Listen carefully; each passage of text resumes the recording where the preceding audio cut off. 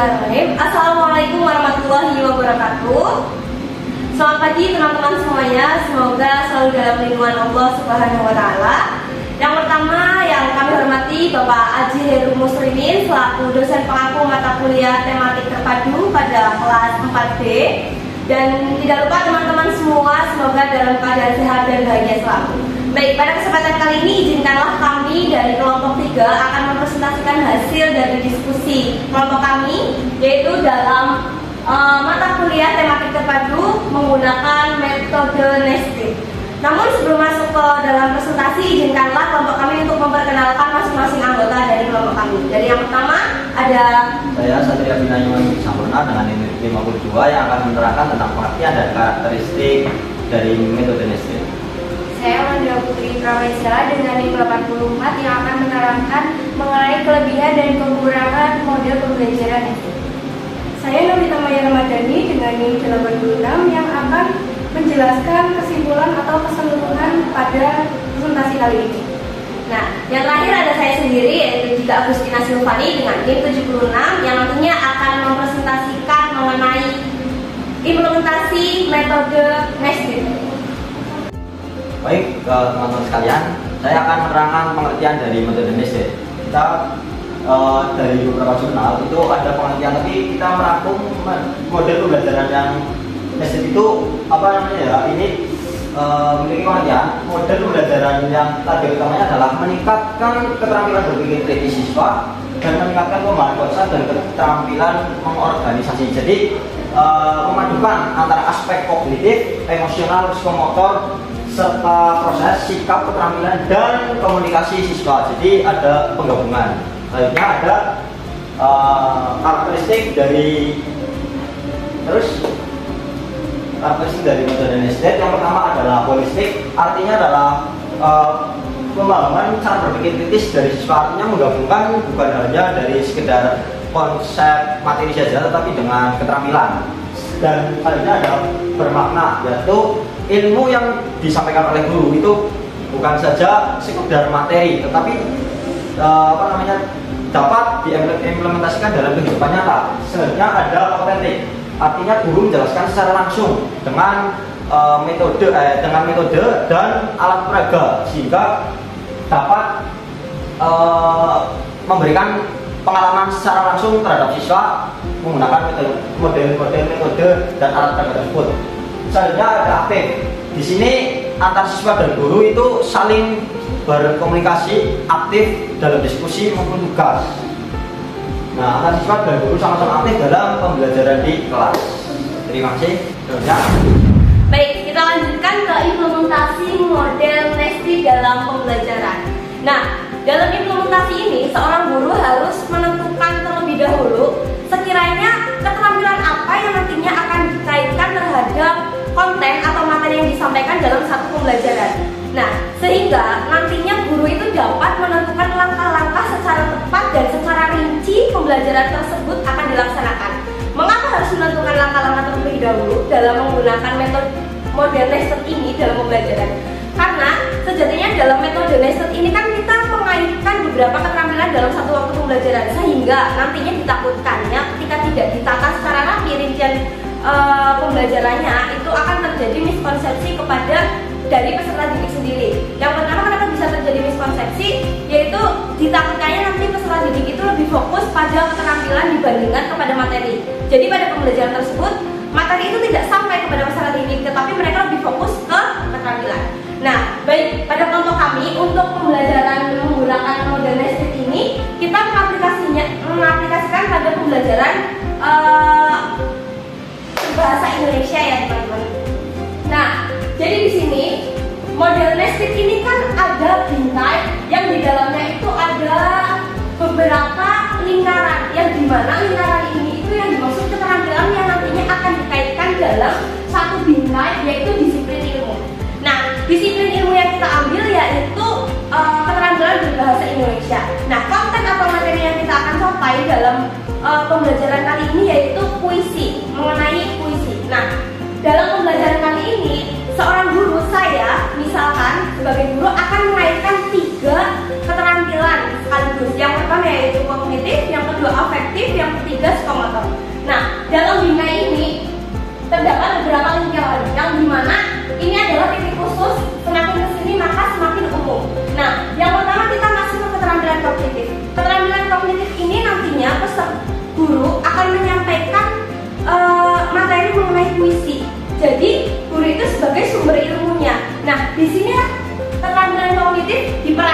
peserta didik akan menyerap ilmu yang diberikan oleh guru. Lalu yang kedua ada afektif.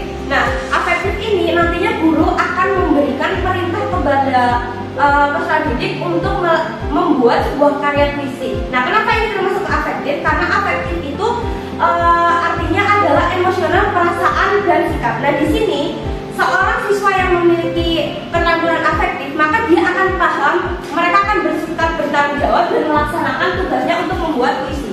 Nah, yang terakhir ini, lingkaran yang terbesar ini nantinya akan dikaitkan dengan keterampilan psikomotor. Nah, keterampilan psikomotor yang kita maksud adalah nantinya peserta didik akan mempresentasikan ke depan kelas apa hasil bentuk dari hasil puisi yang mereka buat. Nah, dari ketiga keterampilan yang tadi sudah saya sampaikan, ada kognitif, ada afektif, ada psikomotor, dibingkai dalam satu disiplin ilmu, yaitu pembelajaran bahasa Indonesia. Seperti itu, teman-teman. Selanjutnya di sini saya akan menerangkan mengenai kelebihan dari model pembelajaran SD. Kelebihan dari model pembelajaran SD ini yaitu yang pertama adalah meningkatkan keterampilan siswa secara signifikan, karena di pembelajaran ini itu menggabungkan antara beberapa keterampilan pada siswa. Contohnya itu pada pembelajaran puisi itu keterampilannya diantaranya yaitu ada keterampilan membaca, menganalisis, dan juga menulis puisi. Yang kedua yaitu ada meningkatkan kemampuan berpikir kritis siswa. Jadi selanjutnya di sini saya akan menerangkan mengenai kelebihan dan kekurangan terkait model pembelajaran SD. Jadi yang pertama yaitu kelebihannya dari model pembelajaran SD ini yaitu meningkatkan keterampilan siswa secara signifikan. Jadi di model pembelajaran SD ini siswa itu tidak hanya diajak untuk belajar tentang materi, tapi siswa juga harus bisa menguasai keterampilan. Contohnya itu pada pembelajaran bahasa Indonesia, contohnya pada puisi, siswa harus mempunyai keterampilan yaitu keterampilan membaca, menganalisis, dan juga menulis, sehingga siswa itu dapat membuat sebuah puisi. Yang kedua yaitu meningkatkan kemampuan berpikir kritis siswa. Jadi di sini siswa itu kan tidak hanya diajarkan mengenai materi, tapi juga diajarkan mengenai kemampuan berpikir dan juga keterampilan yang bisa diasah dan ditingkatkan pada diri siswa. Contohnya yaitu berpikir kritis, yaitu siswa itu jadi mudah membuat atau merancang sebuah materi atau dapat membuat sebuah percobaan dengan mempelajari dari model-model pembelajaran yang kedua yaitu ada yang ketiga yaitu ada meningkatkan pemahaman tentang konsep pembelajaran. Di sini yaitu memungkinkan peserta didik atau siswa itu melihat konsep-konsep yang saling berkaitan, karena kan yang pertama yaitu siswa mempelajari mengenai materi, selanjutnya siswa mempelajari mengenai keterampilan yang harus diasah. Jadi untuk kekurangan pada model pembelajaran ini yaitu siswa akan mengalami kewalahan atau kebingungan pada pembelajaran, karena kan siswa tidak hanya mempelajari materi, tetapi siswa juga harus dapat mengasah keterampilan mereka, sehingga hal itu yang akan menimbulkan miskonsepsi pada diri siswa. Terus juga fokus siswa akan mudah terpecah belah, sehingga kan tidak hanya mempelajari materi, siswa juga mempelajari keterampilan. Selanjutnya yaitu kekurangannya yaitu pada guru mungkin harus mempersiapkan pelajaran itu sematang mungkin, karena untuk mempersiapkan pembelajaran pada metode dialektik ini siswa diharuskan mempelajari keterampilan, contohnya pada puisi yaitu keterampilan membaca, menganalisis, dan menulis puisi. memberi porsi yang sama setiap keterampilan-keterampilan sehingga menimbulkan kegiatan pembelajaran yang efektif. Baik, saya akan menyimpulkan berdasarkan apa yang tadi sudah dijelaskan oleh teman-teman pada model pembelajaran Nestit. Jadi pembelajaran Nestit adalah model pembelajaran tematik terpadu yang target utamanya adalah meningkatkan keterampilan berpikir dari siswa dan meningkatkan pemahaman konsep dengan keterampilan mengorganisasi. Jadi di sini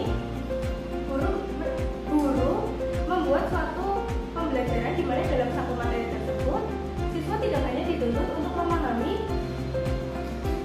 konsep atau materi, berarti dalam arti hanya memahami aspek kognitif saja, melainkan juga guru dapat melatih siswa berketerampilan-keterampilan lain seperti keterampilan afektif dan psikomotorik. Kemudian karakteristik dari model pembelajaran Nestit yang pertama yaitu holistik, yang artinya menyeluruh. Jadi dengan siswa belajar menggunakan model pembelajaran Nestit ini, siswa akan dilatih untuk melihat hubungan antara konsep dan itu akan menyebabkan pemahaman materi secara lebih mendalam lagi, sehingga cakupan dari pelajaran yang sudah diterima siswa itu akan semakin luas. Kemudian yang kedua ada bermakna. Nah, model pembelajaran Nestit ini dapat dikatakan bermakna karena selain siswa dapat memahami suatu konsep, tetapi juga siswa dapat dilatih untuk merasakan dan dapat menerapkan dalam kehidupan nyata. Yang ketiga adalah otentik. Otentik di sini berarti adalah pengalaman langsung. Jadi siswa di sini melalui belajar menggunakan model pembelajaran Nestit, siswa dapat bekerja secara langsung sehingga pengalaman yang didapat juga secara langsung. Kemudian aktif di sini berarti guru dan siswa itu tidak pasif di dalam kelas. Jadi model pembelajaran Nestit ini itu selain mengasah keterampilan kognitif juga afektif dan psikomotorik ini, sehingga berarti siswa itu dapat tidak hanya dilatih untuk menjadi pasif di dalam kelas. Nah, kemudian implementasi dari model pembelajaran Nestit, di mana materi yang diambil itu mulai dari yang khusus ke yang umum. Jadi semakin umum, maka cakupan materinya itu semakin dapat mengakomodir semua konsep-konsep yang ada di sebelumnya. Nah, kemudian kelebihan dan kekurangan model pembelajaran Nestit. Jadi kelebihan model pembelajaran Nestit yaitu guru dapat memasukkan berbagai keterampilan dalam satu pelajaran sekaligus, sehingga ini dapat